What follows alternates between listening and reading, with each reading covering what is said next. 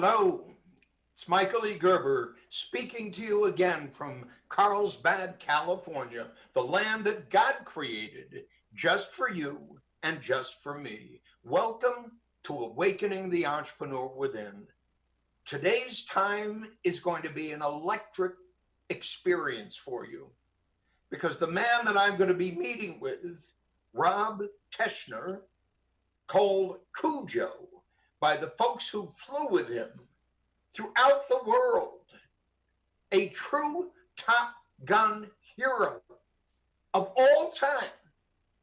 And today, a truly remarkable new entrepreneur pursuing with his book, with his process, with the great learning that he's done in the field, in the Air Force, over the past whatever number of years, is now being brought to you through his great new book called Debrief to Win.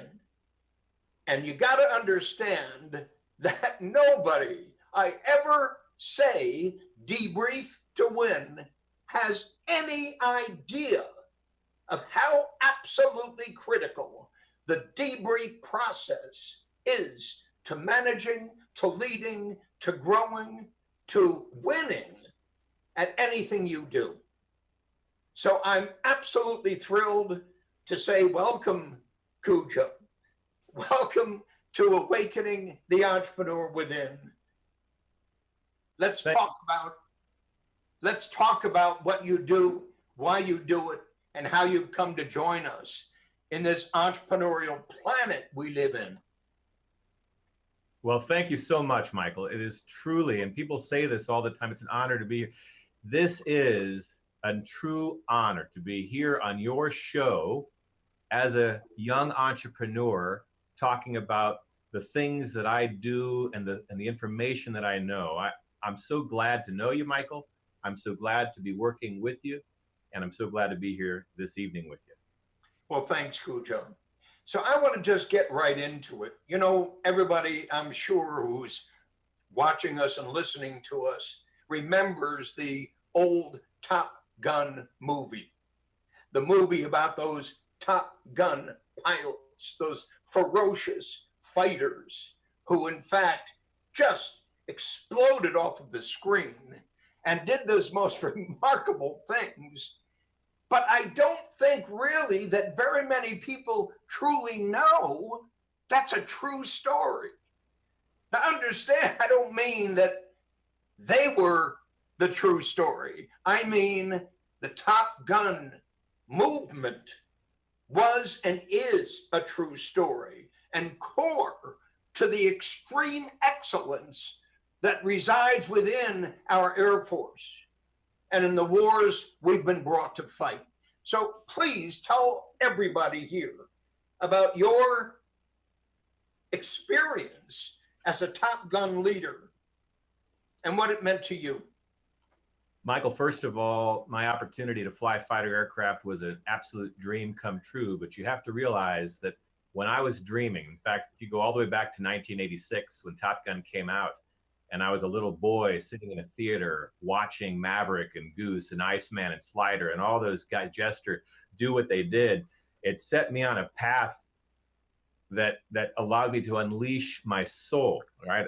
This is what it was that I was designed to do. And I knew that as a young boy, but I wasn't the most athletic. I didn't have a flying background. My father was an intelligence officer in the Air Force, but I never flew an airplane until I went to the Air Force Academy. And I would argue that the first step of my evolution was to be taught by those that came before me using the Top Gun techniques to develop from a scrawny, non-athletic, non-flying background kind of a guy into a fighter pilot. One of the other things that I thought was really amazing. Let me say something just about that briefly. Sure. Because you're touching upon a really important subject related to every single person listening to us, every small business owner, everyone who decides they either have to go out on their own to make a living on their own, everybody who decides to become self-employed, rather than going to work for another company. Every single one of them find themselves in this terrible situation of really not having a clue what it means to own and operate, to design, build, launch, and grow a company, to become truly a star at it. So when you describe the fact that I was a scrawny kid, I never flew a plane before I joined the Air Force, and the greatest attribution I can give is to those great people who led me, taught me, trained me, inspired me to use the system, the techniques that they had practiced again and again and again and again. You got to understand, everybody, that what Rob has lived through, what Cujo has lived through, every single one of you are living through. But the degree to which he learned and absorbed and internalized those processes, those systems, that core passion and fire for what he was to set out to learn to do is so important to each and every one of you. So thanks for telling us that, Cujo. Go on with what you were saying. Absolutely. Well, so much like the entrepreneurs that are listening, that are tuning in today, I was this piece of clay that wanted to be molded into this thing that I knew existed, this thing called a fighter pilot. Just like now I'm this piece of clay that wants to be molded into a successful business owner who's working on the business and not in it. And one of the things that I recognized early on is that those that are most successful are the ones that can offer me the best path to success. So I really paid attention to the Top Gun pilots in my squadron. And when they spoke, I looked at it as gospel. And when they taught, I tried to internalize the lessons that they taught. And I recognized early on that I was going to fail repeatedly and that was going to be okay. And one of the beautiful things about the way that the fighter system works is we expect that our young members are going to fail repeatedly, and it's only through failure that they're going to learn where the limits are. They're going to understand what it is that they can do, what's in the realm of the possible. And we're going to work with them collaboratively through regular debriefing to improve them to the point where they reach the pinnacle of whatever success is that they're going to reach. And that's how I ended up here today. I spent years perfecting my art. I spent years learning tough lessons. I mean, Michael, a lot of the things that I learned as a young wingman at Eglin Air Force Base in Fort Walton Beach, Florida, hurt. It stung, all right? But I also developed an understanding that it's okay.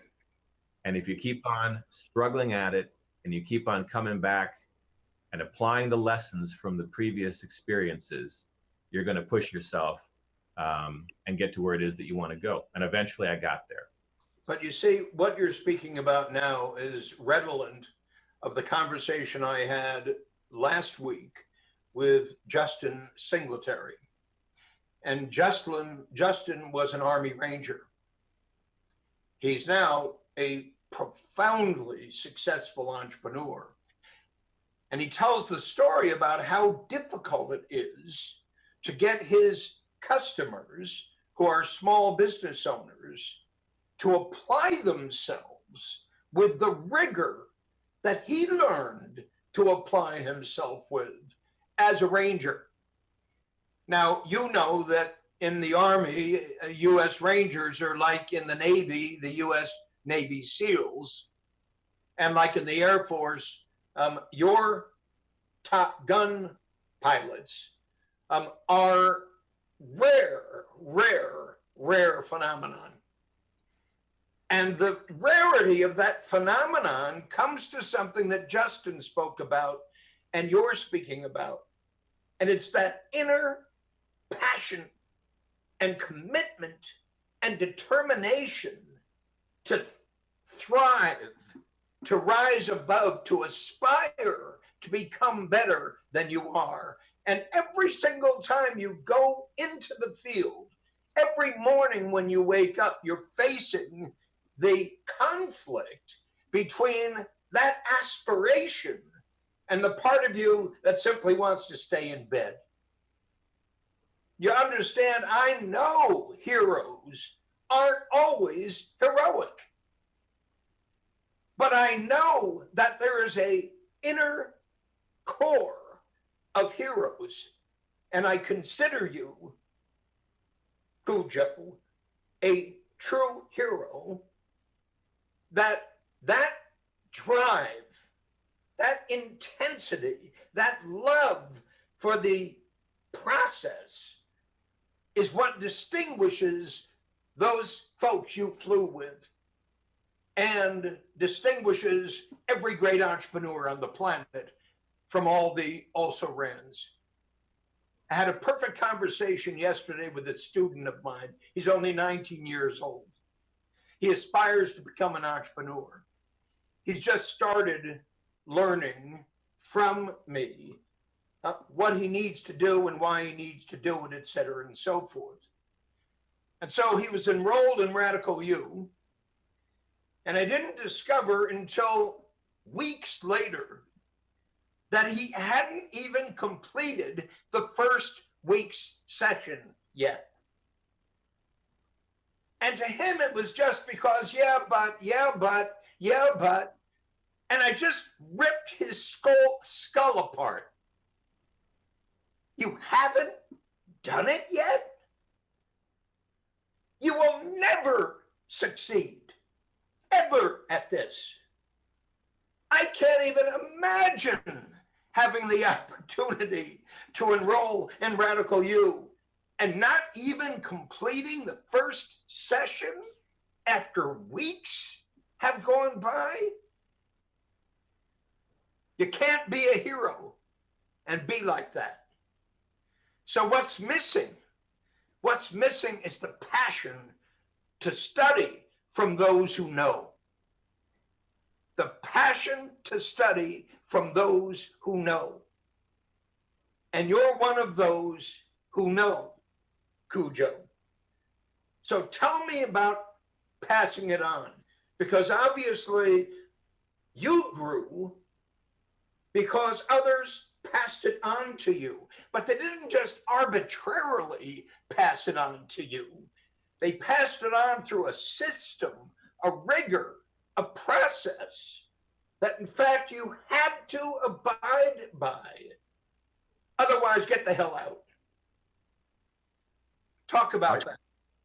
All right, Michael, first of all, to the hero point, if I may, I'd like to express my thanks to you for those kind words, but on behalf of all of those who are serving us forward today in the hot spots of the globe to make sure that you and I can be here communicating to one another, I would deflect that hero moniker to them, all right? So that's the first. Every single time I talk to you, you do. So I knew that even when I said that. The second point is that I know exactly what you're talking about with your young student. And to him, I would say, why are you here? What is your core why? In my case, I knew that I wanted to be outstanding at what I did. And that meant complete dedication. There was no other option. But I was 100% certain that I knew why I was there. There was no doubt, no hesitation whatsoever. And that informed my approach to where I followed and I learned and I learned. Now, to your question about passing this on. In my evolution, one of the things that I'm most thankful for is that I had outstanding leaders who recognized that somewhere in this lump of coal was a diamond that could be elicited. And so they kept on working on me, and they kept on working on me. And when I stumbled and fell, they kept on working on me, and they believed in me to the point where at some point when I evolved into a decent fighter pilot, they said, all right, this was worth it. And they moved me forward. That affected me profoundly. Having a chance to go to the Air Force Fighter Weapons School, I looked at its graduates as the Jedi Knights of my profession. So to be admitted into their circle was an honor beyond anything that I could comprehend. And I've always looked at it as a blessing and a privilege. So the only thing that you can do with that kind of information, that kind of training, that kind of skill set is to pass it on and to find the next version of yourself in the group of people that's coming behind you. That's how we continue to have an outstanding Air and Space Force, and that's the United States Air Force, Navy, Marine Corps, Army, and the Coast Guard, all working together to defend our great nation. You've got to keep on investing in the next generation. You have to keep on building new leaders. You've got to keep on inspiring them to have that same passion that you had when you were going through your evolution, and you can't ever let up on that. And this is the part, Michael, that I miss so much about my previous life, is that passion was shared, and everybody kept on working towards helping the next generation be just as good or better than we were. But you see, you had the wonderful reality that was called a fighter pilot. You had a uniform. You had a dress code. You had rules to abide by, as rigid and as purposeful as the highest form of religion. In short, you honored and respected those rules, that habit, those rituals that you became so identified with, that you lived them within your heart. You spoke them every single day in one form or another. You insisted upon them with the people you led. In short, your experience in the military wasn't always kind. Meaning, the guys you reported to weren't always, in quotes, friends. Tell us a little bit about that. Yeah, I mean, it's a human endeavor, right? So you're going to have different personalities. You're going to have constant struggles of not having enough resources, not having enough time, not having all of the things that you need to get the job done, and that creates a pressure cooker. Then you amplify that by deploying to hotspots and going to places that you wouldn't otherwise go to, and it can be a challenge. One of the things that's nice about coming through that kind of a system is that the pressure creates bonds and really helps teams to form in ways that you can't fully describe and ways that can never be broken. So the friends that I started out with at the Air Force Academy, who became part of the teams that I served on later on, we created these indelible bonds that will last until we're done here on Earth. And sometimes the stresses of working for a tough boss or a difficult commander helped amplify that and helped us to bond even closer. And I always think back on that as being good. So one of the takeaways from that is, in all adversity is an opportunity to be resilient and an opportunity to learn and to grow. From the negative lessons come opportunities to not repeat. And at the same time, when you're working for the outstanding, and I was blessed, Michael, the commanders that I worked for throughout my Air Force career were uniformly outstanding. I just hoped to be half the commander that they were when I was given the privilege to do so. And I'm not saying that as a platitude. I mean that seriously. I was very privileged to have an outstanding system to grow under all the way through until the end. I understand, and I absolutely know that you're sincere when you say that, and that you're not just making nice, so to speak. But I also know that you lived under tense life and death circumstances where you never felt you had enough resources to do the job that was expected of you. Not just expected of you, but demanded of you. And so something within you had to respond to that. And that something in you wasn't the kindness of the circumstances that you were in, but exactly the opposite.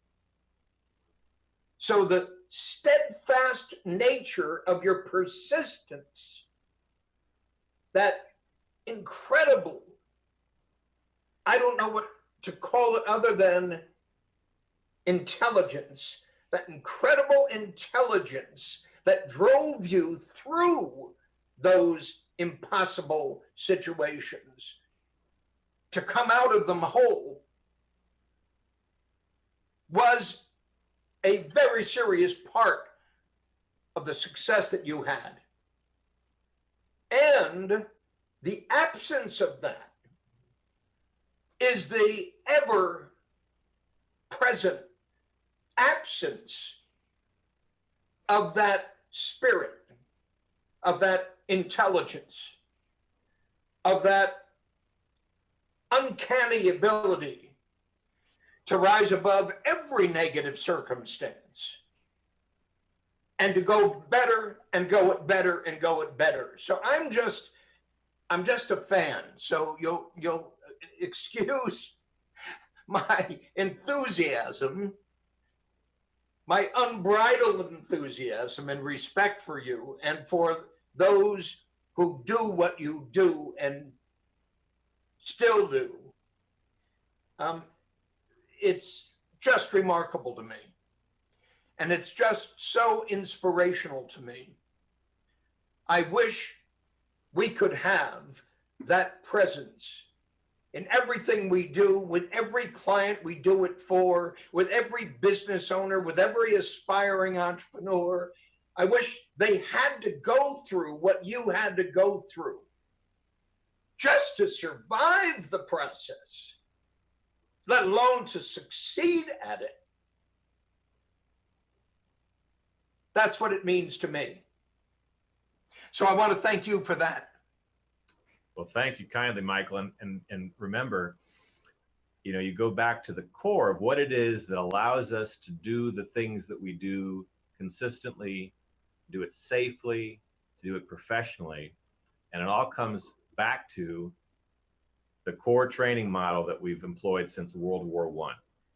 All right. So when you talk about a pressure point, when you talk about a really difficult circumstance, when you talk about a near-death experience, after you survive, you come back and you follow the debrief methodology to figure out, why did we get ourselves into this position and how do we avoid it ever happening again? And I'll tell you, this whole way of looking at the professional side of things, so military aviation, high performance organization type operations, it goes back to World War I. We learned in World War I that if you were flying by yourself, you were going to get shot down, typically by somebody that was coming in from behind where you couldn't see, usually out of the sun.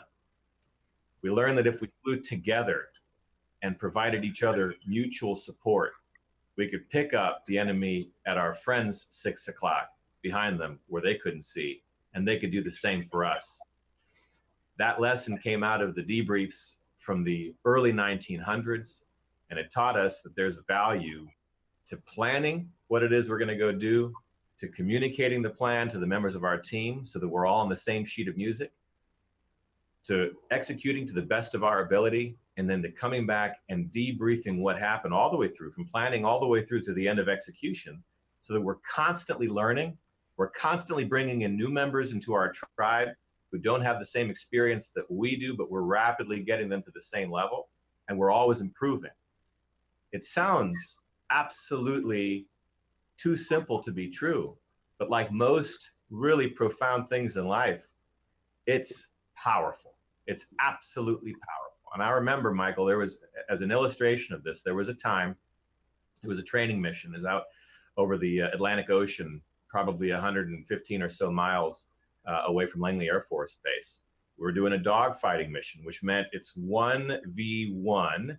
Myself and my teammate, we're going to pretend that we're on opposite sides, and we're going to get about 5 miles away from each other. We're going to turn in. We're going to scream at one another with a closing velocity of over 2,000 miles an hour.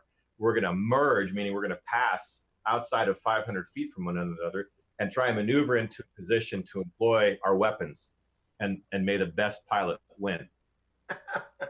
On that particular day, Michael, I'm flying against a reasonably experienced pilot, a good American who really cares about what he's doing.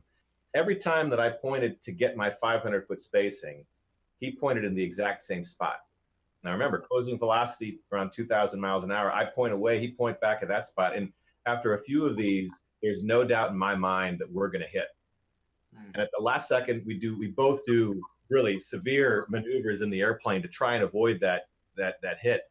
And as he goes by my aircraft on the right side, time slows down. I mean, it absolutely slows down. And I can see each individual rivet underneath his airplane go past my cockpit just a couple of feet away. And I'm not making any of this up. I can see each individual rivet. I've never paid attention to the rivets during any of my walk around. They're going by my cockpit over here. And I turn around because I'm afraid that he's hit my tails. I'm amazed that we didn't hit, but I'm afraid that he's shaved off my tails and that I won't be able to fly home. He misses me. The first thing that we do, Michael, is we stop fighting. We turn off all of our combat-related systems. I bring them back into formation so that we can double-check each other's aircraft to make sure that truly everything's still there that's supposed to be there.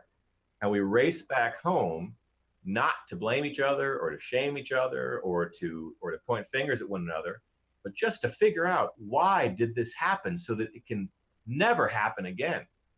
And part of that message is to share with the rest of the members of our team what happened so that they can learn from our lessons so that they don't go out there and repeat it. We had plenty of gas available that day. We could have continued to fight. We don't fly often enough. It would have been nice to go and get a couple more engagements in. But the danger of doing so without understanding why we almost hit, not worth it. Absolutely not worth it. Now expand that to large force employment, hundreds of airplanes in the same piece of sky. Take that forward into combat. Every single mission ends with a debrief where if we're successful, we figure out why so that we can replicate it. And if we're not successful, we figure out why so that we can improve. Again, so profoundly simple. But guess what? It works. And it's the debrief, Michael, is truly the most important part of any mission that we fly. It's where we learn. And if you spend an hour in the sky, you might spend 2 or 3 hours debriefing that hour in the sky to draw as much as you can from that experience so that you can then take the lessons and apply them the next time that you go plan for the next time that you go fly. And every single time you do that, you sharpen the minds, the awareness, the attention, the physicality, the psychological reality of every single person there in that debrief. Yes. It can be, I know, as intense as anything that happened in the air. Yes. And to then take that back out with you and then to renew it and renew it and renew it, it's an extraordinary system. I see it as a system. I see it as a process. Yes. I see it as an absolutely critical component of the totality of what one does within the Air Force you lived in, you breathed in, you fought in, you trained in, you managed in, you led in, you taught in, et cetera, and so forth, and you aspired within. Yes. Rising, rising, rising, rising. I just want to thank you so much, Cujo, for being here with us today. I'm going to tell every single person who's listening to us, read Cujo's book, Debrief to Win. It's a stunning book, a literally stunning book. It is a fundamental book underlying all management, all leadership in any kind of venture, enterprise, organization whatsoever. And to not read it would be like not to learn how to fly the plane you're setting out to fly. So Cujo, thank you. I loved you being here. We'll speak to you again. Michael, thank you so much for giving me the opportunity to spend some time with you here today. I'm thankful to you for your support since the first time we met several years ago. I thank you for writing the foreword to the book that you just talked so warmly about. And I would say to your audience, you are the exact right audience for what it is that we're talking about, because you have that passion, that entrepreneurial passion to go forth and to build something and to leave a legacy and to do good in this world. If you figure out now how to improve continuously while you're doing that, there's truly no limit for you. And the final thing that I'll say is to the men and women that are giving us the opportunity to do what we're doing here today, a profound thank you. And I'm convinced of the fact that the men and women that are flying the fighters that I used to fly are doing so better than I did, because they've improved since my time in uniform. And I'm so thankful for that and to have been a part of that. God bless you, Michael. God bless you, Cujo. Thank you. Thank you. So, folks, this session was obviously about so many things that we feel are so critical to your success. And that is to truly wear the colors, to truly internalize the passion at the heart of your mission, that you're setting out with a dream, a vision, a purpose, and a mission. You're setting out as a dreamer, a thinker, a storyteller, a leader. You're setting out to transform the state of small business and entrepreneurship and economic development worldwide. That's what we're here to do together. So join me in Radical You. Join me in the only entrepreneurial development school on the planet. Join me and do the work week by week by week by week. And you'll discover what Cujo discovered as he rose from the ranks to aspire to go higher than he ever imagined he could. You can do the very same. I want to thank you all for joining us. This is Michael E. Gerber speaking to you from Carlsbad, California, the land that God created, just for you and just for me. See you next time. Bye-bye.